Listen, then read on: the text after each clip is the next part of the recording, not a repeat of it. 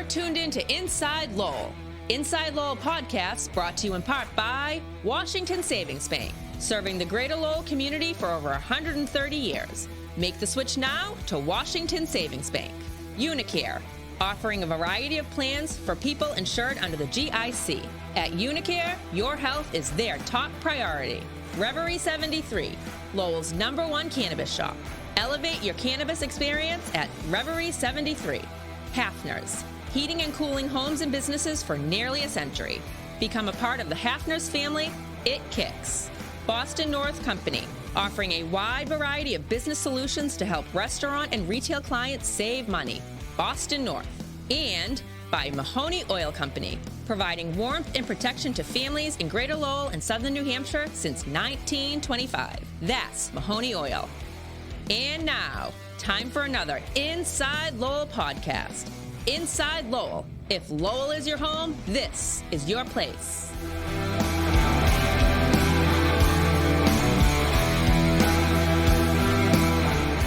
Hello again, everyone, and welcome to another Inside Lowell podcast, coming to you from the Inside Lowell studios here in beautiful, historic downtown Lowell. I am your host, Teddy Panos, and today we're excited to bring you another part of our election 2023 coverage here at Inside Lowell, and that is another candidates forum.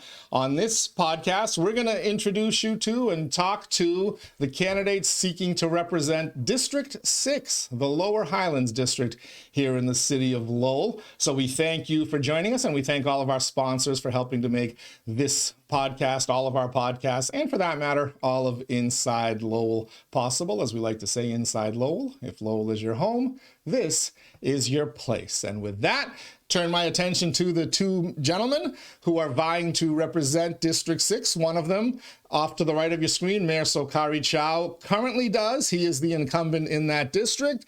Justin Ford, once again, running for that seat as he did in 2021. This is kind of a rematch of sorts. So, gentlemen, hello to you. Good morning and welcome. And I'm looking forward to our discussion today. Good morning. Thank you for having us. Good morning, Teddy. Thank you for being here. The format we're going to follow is the exact same format we've done for all of our other forums.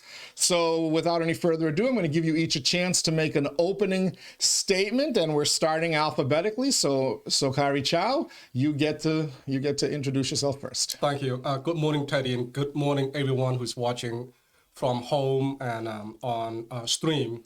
And I want to say in a couple of languages as well, as you know, a lot of people are watching this show from different communities. So I want to say Sokhary to my fellow Cambodian American friends. And it's also Sabai because my wife is actually half Thai and she speaks both Thai and Vietnamese.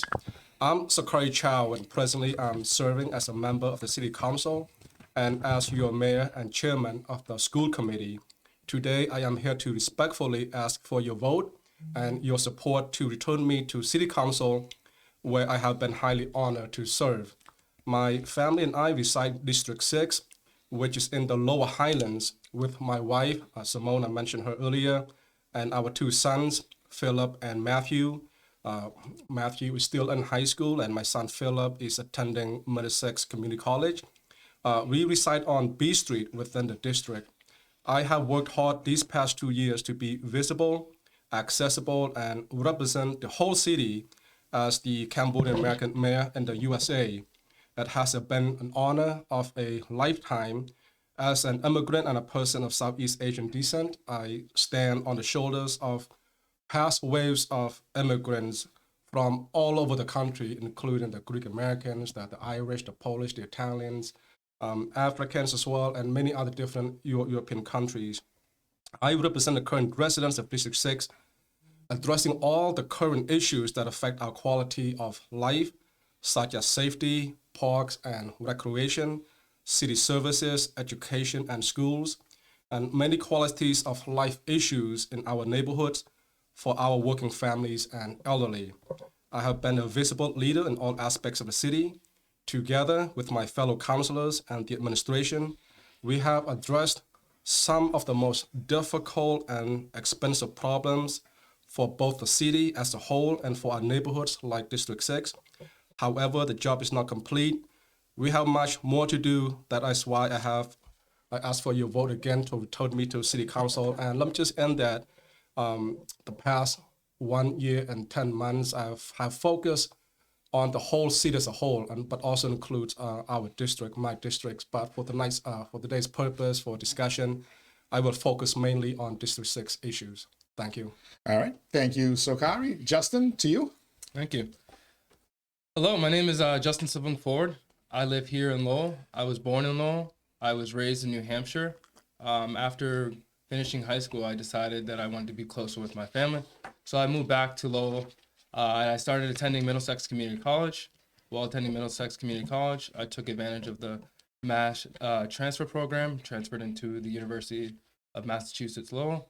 While my time there, I pursued a political science degree. And during my time there, I decided I wanted to join the military. It also helped to pay for college and stuff like that. So when I joined the military, I joined as a paralegal specialist. I did that for 5 years, 3.5 active, 1.5 years in the reserves here in Devons. And during my time as a paralegal, I learned a lot of important lessons that I hope to bring to City Council, such as, policies and procedures. Specifically in the department that I worked in, we reviewed a lot of policies and procedures, and that's what I really want to get down to work to at City Hall. Additionally, I'm a young person. I'm a veteran. I want to bring that type of perspective to City Council, and I think it's very much needed. When we talk about affordable housing in the city, I think that's very important. That's why I'm in this race. When we talk about direct representation, that's what I want to give. I want to hear from the residents in the district on how we can build a future together forward and their vision. I work here in the community in Lowell. I worked at CMAA last year, Cambodia Mutual Assistance Association. And during my time there, I was a civic engagement coordinator. I helped people get out the vote, understand the issues on the ground, and the candidates running for state representative. During my time there, I saw a lot of important things in the community that really spoke to me, and that's the reason why I'm in this race. I want to give our people in this community a voice, a say at the table, and I want young people to pay attention. So I'm in this race for those reasons, and I hope I can bring out more people to vote and be engaged in the process. So I hope I can earn people's vote by November 7th. Thank you. All right. Thank you, gentlemen. Justin, I'm going to start with you with the first question. This was the first term under district representation, the new form of government here in the city of Lowell. Your district, one of the two majority-minority districts. How do you think the system worked in the first year and 10 months for your district specifically? Thanks for that question, Teddy. I think there's a lot of positives, and there's also some negatives. The positives about district representation, it's the chance for people on the ground to actually know who the councilors are in their district and to be able to get access them. When we had an at-large system, we didn't have that direct representation on the ground, and people know who their representatives are. So that's the important piece of it. And we saw that when we saw how the money was distributed to the parks throughout the city, and now that's what we need in the city. So that's what direct representation brought up, making sure that money is being split throughout the city and things like that. But on the other hand, I think that we need more better direct representation and trying to speak to the constituents on what they would like to do to transform that community into a better place. Okay. Thank you, Teddy. That's a good question. And I was fortunate enough, the first term I was elected was in 2020, and that was when it was all at large. So I had an opportunity to represent the entire city at that time. And this year, of course, I was elected to both a district city council in District 6, representing this district, but also as a mayor to represent the entire city. So I have been serving that dual role. And what that means, it had me to a real good understanding how it works, what makes it successful to make district representation successful. We can pay very, very close attention to the streets, to the park, to the local issues, to the businesses who are neighbors. But one thing that we have to understand, even though we are district representative, each of us has one vote, and the vote affects the entire city. So what that means is that it makes you understand that you have to take the whole city as a whole. at the same time, how does your neighborhood fits into the overall big picture? And knowing that, it allows you to work collaboratively with the administration, with other city councilors, to make sure that you bring the best and the most resources to your neighborhood. So I think the neighborhood representation is really, really great. The word they use is hybrid. It's really the best of both worlds. Okay. Both of you have been out and about. You've represented the district. You've run twice now in the district, so I'm sure you've talked to a ton of residents and voters in that district. What's the most pressing need as we sit here today on Saturday, October 21st? What's the most pressing need in the district? Mayor Chau, we start with you. There are a few, and you could have them in different categories, such as affordable housing, homeless. I'll also add mental health issues as well. But being currently serving on the council, I think if you talk to get everything done at the local level and a different subset and categories, you really have to look at the big picture, and that is fundings, because you can't get anything done without money, right? It's money, so to speak, that makes the world go round, and it's money and funding that comes to fix the roads, create parks, keep the parks clean, open space, and so forth. So without fundings, we're not able to achieve a lot. And my role has been, it's been a blessing to work with the administration, but also have had great relationship at the state level and the federal level. We have brought a lot of money, and through my own involvement and participation, we receive fundings from the state and federal in raise grants. We received $21 million to fix some of the smaller bridges, to improve the sidewalks, the roads, make it a walkable city, to have improvement in our parks. So all these things, we're a big city. We're the top five biggest city in the Commonwealth. We have a lot of needs, a lot of challenges, but I would say if you take one thing is make sure we get fundings and more fundings in the future to come to the city. Okay, Justin, what do you see as the biggest need in your district today? Thank you for that question. I think the biggest need in our city today is affordable housing, in the district specifically. A lot of us struggle for finding housing, affordable housing, whether it be renting or buying a home. And that's very important when you're talking about buying a home, because that's something that can build you generational wealth. So that's the reason. Those are the reasons why I'm in this race. We need more affordable housing. I also could say that the streets and sidewalks need a lot of attention. While my time at Cambodia Mutual Assistance Association, I walked to work every day because it was so close to me. And I could see all of the issues in the district, specifically sidewalks and streets. And I think those are the type of things that need a little more attention. And if I was elected, I would ask the city manager to create a 5-year plan to take care of the streets and sidewalks, to get it all up to date, and then also have a plan in place to maintaining it moving forward. And on the housing issue, like I was saying, there's a lot of need for housing in the city. And unfortunately, we had an option at City Hall this week to pass ADUs, accessory dwelling units, and unfortunately it wasn't passed. And that's kind of we need multi-step solutions to solving this housing issue. And I was disappointed that didn't get passed by the council. And I think we need a council who's willing to accept multi-step approaches to solving this housing crisis. And I haven't seen it in the last year and 10 months from this council, and that's unfortunate. Okay, I'm glad you mentioned affordable housing, because that was my next question on my list. Those two words, affordable housing, have been uttered probably 1 million times over the last few years at the local level, the state level, the federal level. And yet it seems that none of the housing that gets built, we've got a number of big housing projects or housing developments that are in the works right now. And yet none of them seems to be really affordable when you get down to it. For a city like Lowell, where the median income is so low compared to some more rich, affluent communities. So let me ask you this. I'm going to start with you this time, Justin. Mm-hmm. What can you do at a council level as a city councilor to change the dynamic that I see really controlling, and that is really the law of supply and demand? What can you do as a councilor to change that dynamic and create affordable housing? Thanks for that question. I think one way you can do that is by bringing in your nonprofit partners, which the city is pretty good at doing right now. So bringing in those nonprofit partners, I think that building housing supply is going to be hard. So it's going to be trying to work with landlords to subsidize housing throughout the city. I think that's a good approach as well.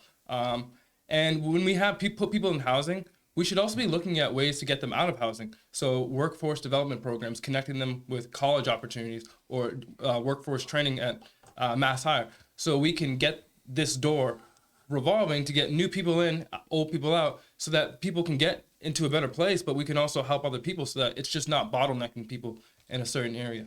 Okay. Sokhary?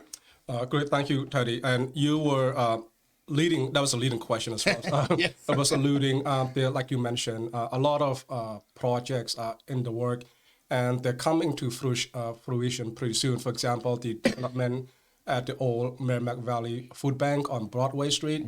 There's going to be 52 units. It's going to be starting pretty soon and it's going to be complete by 2025, I believe.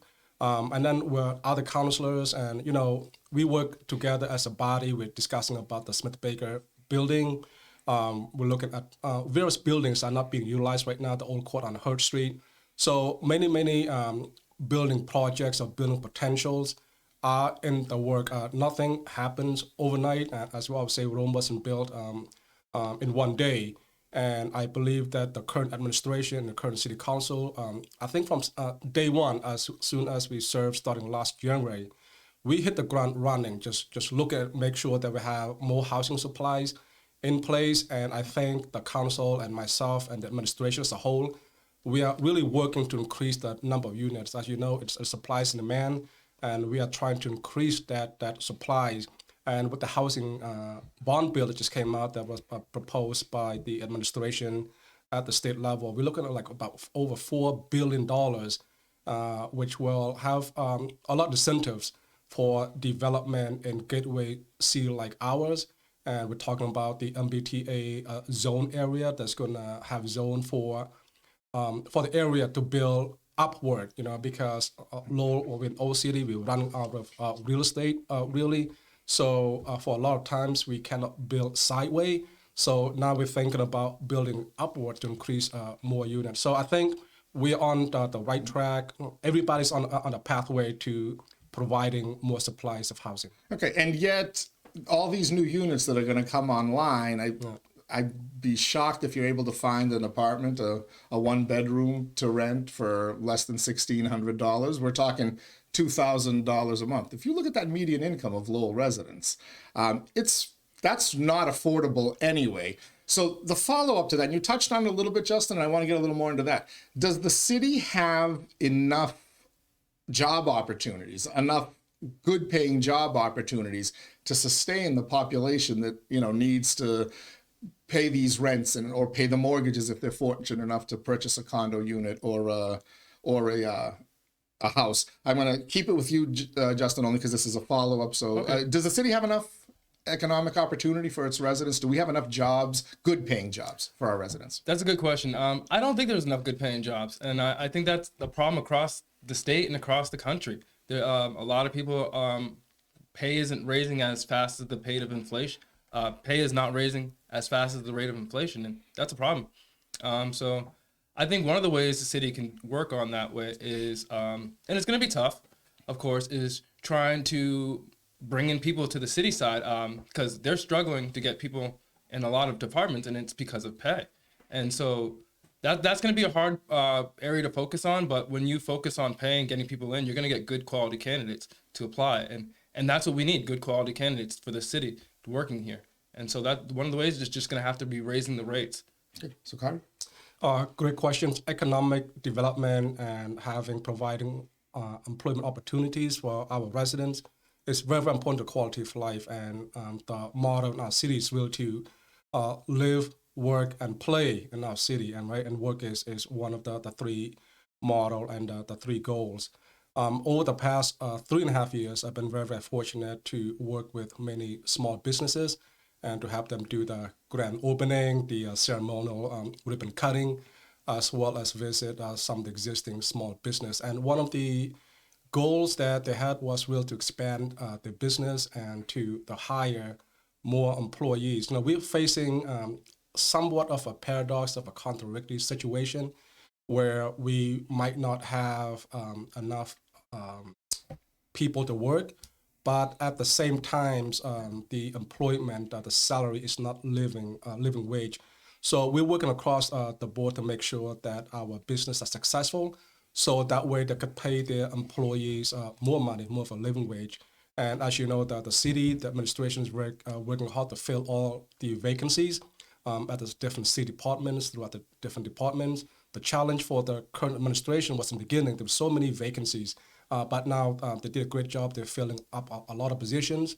The other things that I was very proud of is that I was able to, on the school committee side, that we were able to increase the salaries of the teachers, the staff, the custodian, the cafeteria workers. Because if you look at the cafeteria workers, their salaries and the custodians at the lowest level in the school district, they were below survival, basically, right? So we're able to raise their wage to make it livable, to make so that way they have a good quality of life. And that affects a lot of residents in the city. Okay. Switching gears, start with you this time. Sokhary, it's, as we mentioned, it's October 21st that we're having this discussion. 2.5 months after Inside Lowell reported that Governor Healy was negotiating with the university about using the Indian Conference Center as an emergency migrant shelter. 1.5 months after she admitted it, and I think 2 months after she actually declared a state of emergency.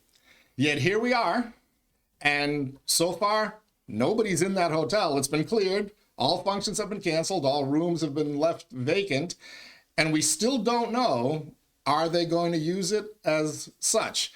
So let me, a couple of directions here. First one, given the existing housing crisis that we've spent the first part of the debate talking about, is it wise to bring more people into the city, potentially 800 or 1,000 more people, many of whom will eventually transition out and probably live in our community?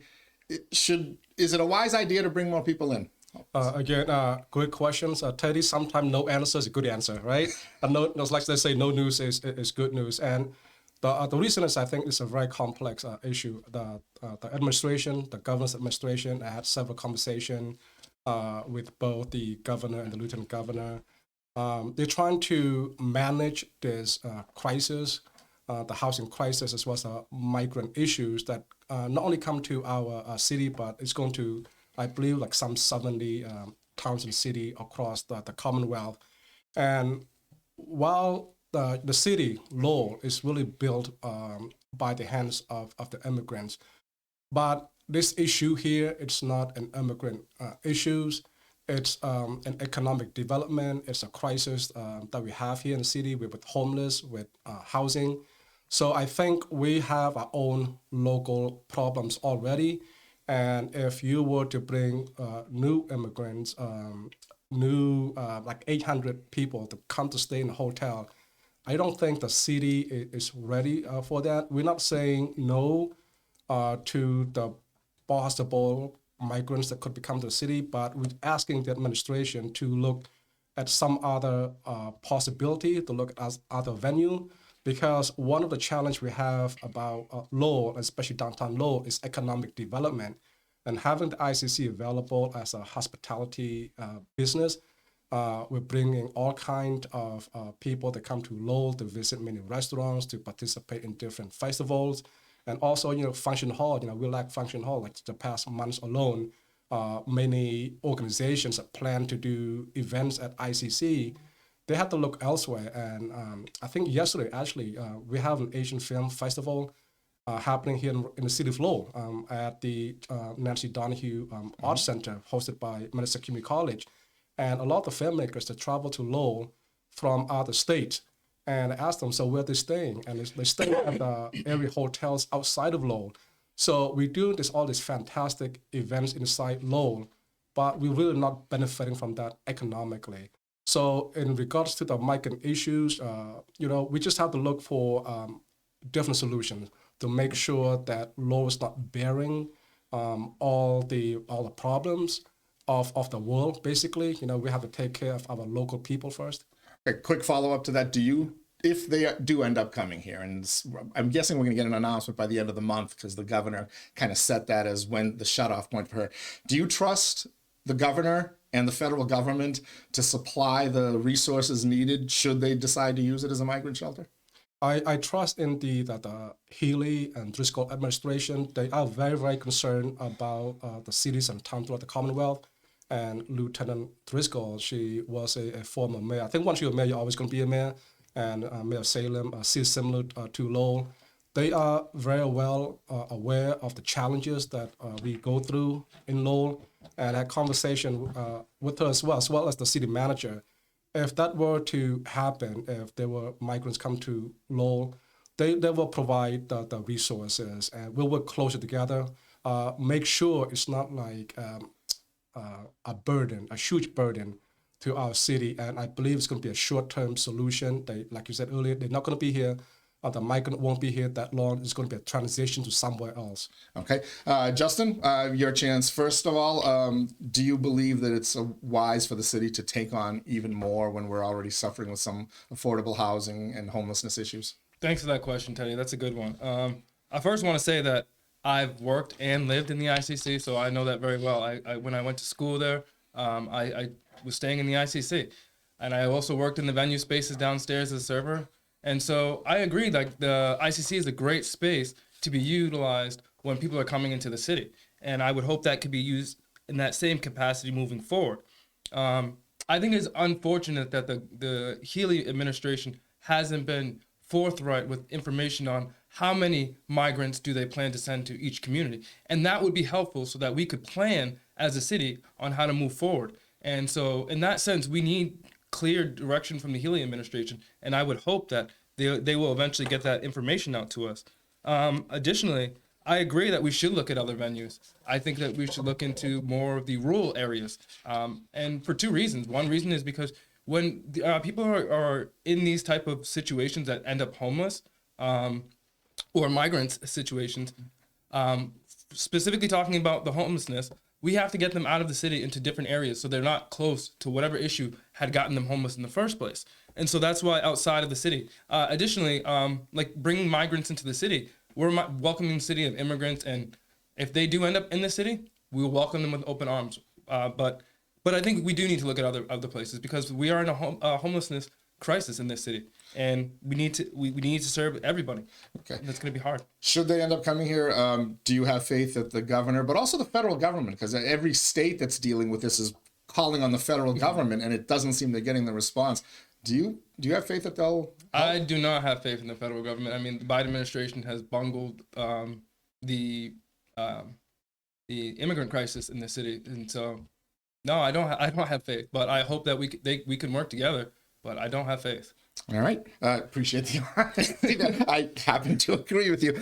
Switching gears a little bit, Justin, we'll start with you this time. If you're fortunate enough to be elected after they count the ballots on November 7th, what's the first motion you will make? Thank you. After being sworn in January? The first motion I would want to make is to have all of our city to come together to do listening sessions with the community on moving forward on housing. I would want to, in the first 3 months, come up with a solution. And the way I would do that is by first holding these listening sessions from the communities, getting their input on, what type of housing developments would they be okay with in their neighborhoods, and where we can compromise on those type of fronts. Additionally, I would also look to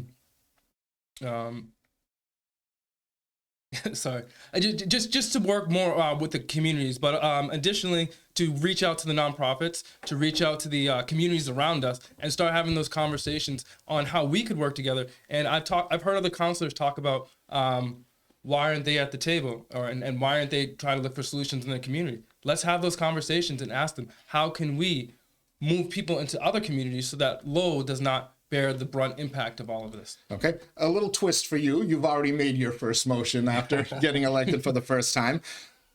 What motion that you have filed and has been passed are you most proud of? What's your signature motion in your mind? That's a great question. So I think a lot of the motions, and this is different time, but you just change the name of the streets or the name of the park. One of the motion that I was very proud of was they have the Hill Street, Cambridge Street, which is around the YMCA, all the way to the Glory Buddhist Temple, run to Chelmsford Street, to have that resurfaced and painted, and the administration finally finished. That was like 2.5 years in the work, and the reason is there's a lot of Campbell American that go use the Glory Buddhist Temple, and the roads was below the grade level that is considered safe. So the administration was able to resurface that street, and the community loves it. Also, like I said, you just changed the name of the street, got Power Street, got a lot of money to Cambodia Town against on roads and sidewalks. Those are things that make a local official very proud of what they do. Is to when you walk around, when you drive, when you bike, that you're on beautiful looking streets, and that just to have that the quality of street, quality of road, and the quality of the parks are the same throughout the entire city. So I would say just local issues like roads and sidewalks and parks, those are my favorite motions. Okay, thank you for that. We'll start with you this time. Sokhary, the council's, some would say their most important job is hiring and selecting a city manager. You guys actually did that in early on in this particular term. How would you rate the job the manager has done? He has done an excellent job. The manager, he has actually almost 30 years in legislature, but what that really means is that he has always lived in the city of Lowell, and he's always served the community. So when he came in to be the manager, he really hit the ground running. There were a lot of challenges in the beginning, as I mentioned, about city services throughout the entire city, across the different neighborhoods. And through communication, his goal, along with the city council goals, was really to provide services to every single neighborhood, from the Lower Highlands to the Acre to the Belvedere, South Lowell, Pawtucketville, and also putting money. Like I say, do you walk the walk, right? Put the money behind it, like I mentioned in the beginning. You really don't get anything done unless you have the funds and the money to do that. So we are blessed this year to be awarded to receive $76 million. It's one in a generational opportunity. And him and the administration of a fund manager was able to allocate those fundings, again, to every neighborhood equally, to make sure that everybody receives the same benefits as any other neighborhoods. Okay, Justin, how would you rate the job the city manager has done? Thank you for that question. I think it's too soon to kind of rate the city manager's job performance, but I think it's also important people to understand what the role of the city manager is. The city manager is the one that's doing all the hiring in the city, and also making policies and procedures. And so I think when picking a city councilor, you have to be very strategic and picking a person who can be a good strategic hirer, someone who could make policies and procedures. The city manager was hired because they said that he was good at bringing in money and connections to the state house. So I hope that could be working moving forward to receive things for affordable housing and issues like that from the city manager. I think the city manager has a tough job. Lowell's not easy city run. It's a big city with a lot of residents and a lot of complex issues. But I think it's too soon to rate the city manager's job, but I think he's trying, and I hope to work with the city manager moving forward. Okay, we're going to start with you this time, Justin. 9% tax increase over the last 2 years, and I certainly welcome you to make a comment on whether that's too much, too soon, but also Mayor Chau mentioned the ARPA money, $76 million. So 9% tax increase, lots of new money coming in, $76 million ARPA dollars coming in. Has that money been spent wisely? Let's start with the ARPA first. I think the ARPA money has been spent wisely thus far. When I ran for office the first time, I heard a lot of issues about the fire apparatus and fire departments, vehicles, and things like that. And we've properly addressed it as a city by purchasing 10 new fire trucks. So that's great. That's great. We don't want brownouts in the city. And so that's a good step in the right direction. Additionally, money for parks. That's another great area the city has moved in. And that's great. All of our parks getting more money. But when we're talking about the 9% tax increase, I am not for that. I spoke at city council against it both times over the last 2 years, them raising the taxes. Because if we're raising the taxes, we need to see the direct impact in our communities, and we're not seeing it. Just streets, sidewalks aren't taken care of. And when you're a resident walking those streets, that is very important. Lighting at nighttime. There's not a lot of lighting in my district when it comes at nighttime. And I know that you've put on a motion for that, and I thank you for that. And those are the type of things that we need to do moving forward, addressing those small concerns in the district. And when people don't see that, then they don't see how their money is being spent in a wise way, when there's a plethora of other reasons why their money is being spent. But you have to work on the character, the neighborhood, on the ground level, what you see, because that also goes into economic development as well. If you have a nice looking area, people want to go there and spend their money, and they'll think about safety in that aspect as well. So yeah, a 9% raise is not the best in my opinion if I'm not seeing it on the ground level. Okay. So thanks. Sokhary. Great. So I just want to say to the public out there, it's not 9% at one time. So I don't want to mislead. Over 2 years. Yes. Over 2 years, and it's actually we're pretty much because of the way even of the prior administration, they did a great job at fiscal management. The city was able to save a lot of money, and with this increase, it wasn't over what the city is allowed by local ordinance, by state laws and federal law. So it's the amount was needed based on the assessment by the city council, the administration, and the chief financial officer. So I will address that in a bit. I also want to talk about ARPA because we talked earlier about some $6 million that came into the city. And currently we have committed about a third of that, about 25 something million to different projects. So the ARPA money is supposed to be spent on both infrastructure and organizations or activities that was affected by COVID-19. And while there are some restrictions, but there are also a lot of flexibility. So I think the administration has done a great job in allocating the money according to the guidelines to building infrastructure, upgrading, improving it. But also one of the things that I was very proud of was also to allocate those monies to cultural activities, to smaller organizations, to smaller businesses that typically or otherwise they would not have received. Typically only the big organizations or big businesses would benefit from that. So the administration and the city council really have a bird's eye view, a holistic view to make sure that every individual, every organization benefits from this ARPA funding. And I think if you go on the city website, you see many of the lists of different organizations and the projects that we funded through the ARPA. As regards to the fiscal management of the administration, so a lot of the councillors who are serving this term, we are also new. I'm sort of new too. It's only been my second term really, and because this is the first term that is hybrid, so a lot of the councillors serving this term are new, as well as administration. So when we came in, and your question earlier was, our main job was important job is to hire the city manager. So there was a huge discussion, what do we need to get our city moving forward? What do we need to improve our city? What do we need to improve our neighborhoods? What do we need to improve public safety? So we need the money. We can't improve, again, just going back to, you can't do anything. You could dream about it. You could talk about it until you're blue in the face. But if you don't have the funding, you don't get done. So one of the major issues, as small as it might seem, but it's not small to some others, was the improvement in trash picking up.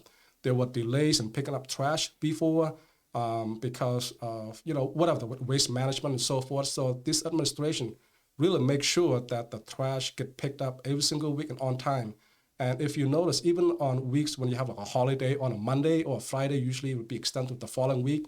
We actually, even though it's a holiday, the waste management company now, they pick up trash on time on the day that they're supposed to, right? We got fire engines, new fire engines across the districts, across the board. The Lowell Highlands got 2 brand new fire engines, one on Branch Street, one on Pine Street. Every district gets so much amount of money to make sure they improve according to the goals of the councillors and the city administration. So these monies are needed to improve the city. Okay, thank you, gentlemen. And that's the end of our question portion. I'm going to give you each a chance to make your closing argument to the voters out there why they should vote for you. Justin, we're going to start with you this time. All right, thank you. Well, I've been in the community over the last 2 years since I've returned back from the Army. My name is Justin Savung Ford. I hope I can earn your vote this November 7th on Election Day. If you believe in affordable housing, direct representation, green energy, and green spaces, vote for someone like me. I'm going to be on the ground whether or not I get elected and be in the community and be a voice for people of the unheard. That's just something that's inside me as a core for me. And I want to give back to the community. So hopefully on November 7th, I can earn your vote for Justin Ford. Okay. Thank you. Thank you, Justin. Sokhary. Thank you, Teddy, for giving us both the opportunity to speak to you and to the public today. And it's been a pleasure speaking with Justin Ford here today. I just want to thank everyone here that have taken the time to respect the democratic process, and also ask for your vote to return me to Lowell Highlands in District 6. I always believe that action speaks louder than words. I have been visible and hardworking. My district sees me working hard to direct resources to help relieve problems and issues, but also to improve the quality of life in green space, recreation, sports, and cleaning the parks, water, and open spaces for a better environment. As your mayor, I have been active, visible, and effective to work with small businesses, neighborhood groups, and individuals to always do what is right for our residents and their families. It truly has been an honor of a lifetime to serve as a member of the City Council and as your mayor. I have worked hard to earn your trust, earn your confidence to represent you, and I humbly ask to earn your vote on November 7th to return me to the council to finish many of the projects to improve our city and the Lower Highlands. Thank you. Okay. Thank you, Mayor Chau. Thank you, Justin. Appreciate you taking the time to come in out of what I'm sure are busy schedules. The home stretch is here. Early voting begins October 25th, just 4 days away. I believe the ballots actually just came in this week at City Hall, if I'm not mistaken. So they're going to start getting mailed out. So the voting will begin. So good luck to both of you, and thank you again for being here. Thank you, Teddy. Good job, Justin. All right.